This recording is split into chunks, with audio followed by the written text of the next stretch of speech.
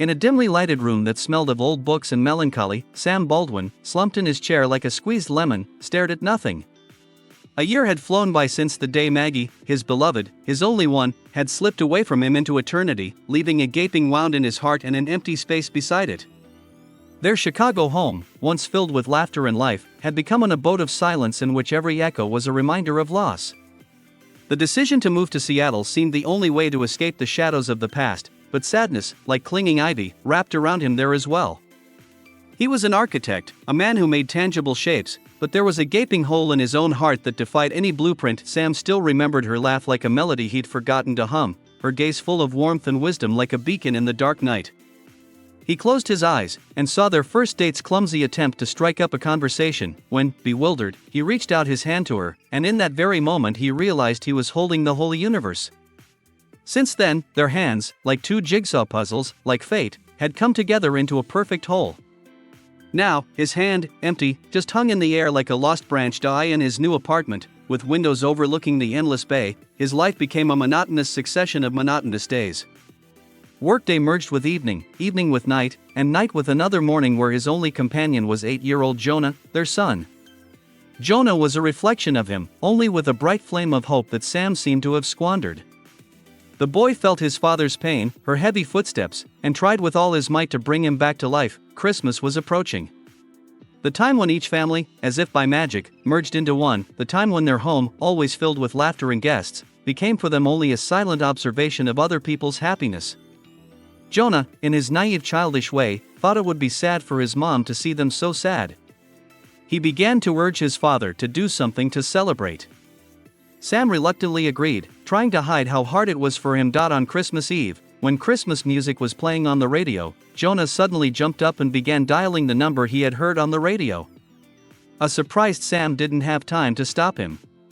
Suddenly Jonah's voice came through live. The boy, trying to hide the tremor in his voice, told the anchorwoman that his dad was very sad for his mom, that he was always remembering her and crying at night, and nothing seemed to be able to help him. The presenter, a perceptive woman with a knack for listening to people, immediately recognized the depth of their sadness, and gently invited Sam to join the conversation. Sam resisted, ashamed to open up to the world, to expose his pain to the public, but Jonah's voice in the phone, full of pleading and love, made him agree. Sam told his story, a story of love that continues even beyond death. He spoke of Maggie with such tenderness and longing that tears came to the presenter's eyes. He talked about how he realized she was the one when he first held her hand. He spoke in simple words, sincerely, unadorned, but every word he spoke penetrated to the heart. At that moment he was not an architect, he was not a father, he was just a man who had lost his other half, and his pain was so palpable that it could be felt by anyone listening to the broadcast. Among the millions of listeners was Annie Reed, a journalist from Baltimore who was about to marry Walter. Annie, like many other women, was moved by Sam's story, touched by his heartfelt confession, his inconsolable sadness. She suddenly felt something inside her respond to the story. For the first time in a long time, she felt as if she were behind a living thread leading to something real. Annie looked at the ring that adorned her finger, the symbol of her impending marriage, and felt a coldness that could never be replaced by warmth. Walter was a good man, smart, kind, but he wasn't Sam, and that difference, like a sharp knife, pierced her heart. She remembered herself as a student, a dreamer who read love novels and believed that love existed. And now, on the eve of her wedding, she was, for the first time, confused by that feeling. In Annie's mind she could hear the scraps of Sam's words, his intonation, the timbre of his voice. She was magnetically drawn to that voice, to this man she had never met. She began to write letters to Sam, first full of sympathy, then full of interest. She told him about her life, her dreams, her doubts. She didn't send the letters back, of course, she was ashamed of herself. She tried to convince herself that it was just a fling, that she was just too impressionable, but every time she tried to forget Sam, he resurfaced in her mind with renewed vigor. This time, Sam, inundated with letters from strange women, felt even more alone. These letters, full of sympathy and admiration, reminded him of what he could no longer have about love. He didn't understand what the women saw in him, he just wanted to be left alone, to be allowed to mourn Maggie, to be left alone and untouched. He wasn't looking for new love, he didn't believe in it.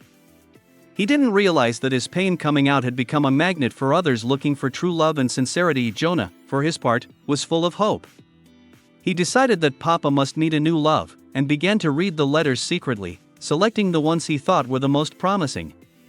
He dreamed of his dad smiling again, of laughter in their house. He didn't realize at all that it didn't work that way, that you couldn't just take happiness back.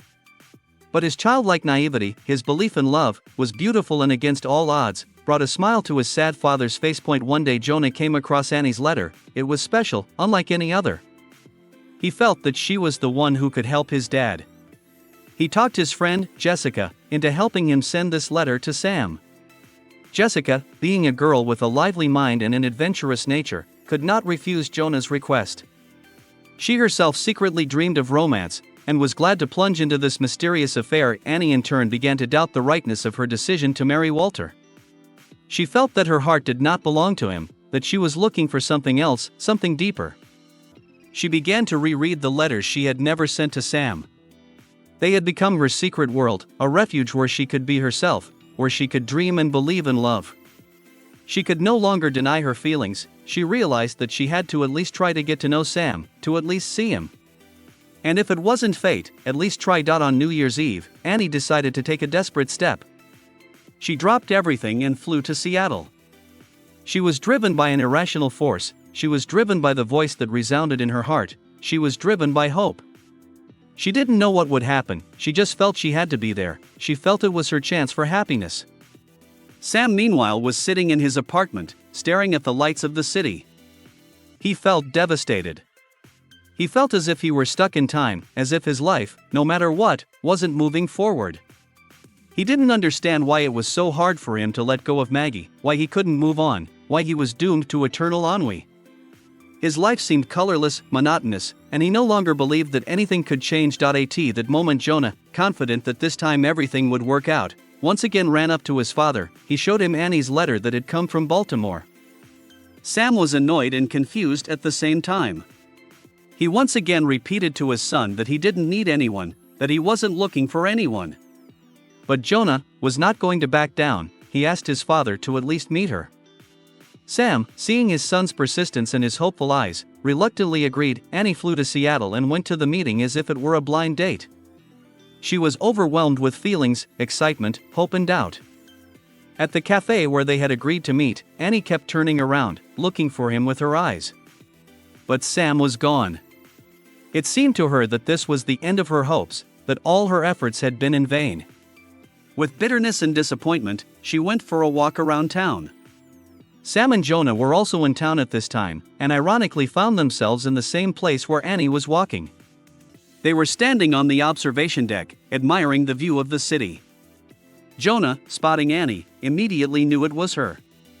He pulled his father by the arm, pointing at the stranger. Sam didn't immediately realize who it was, and when he realized that the stranger was Annie, he felt confused. He didn't want to meet her, he wanted to run away.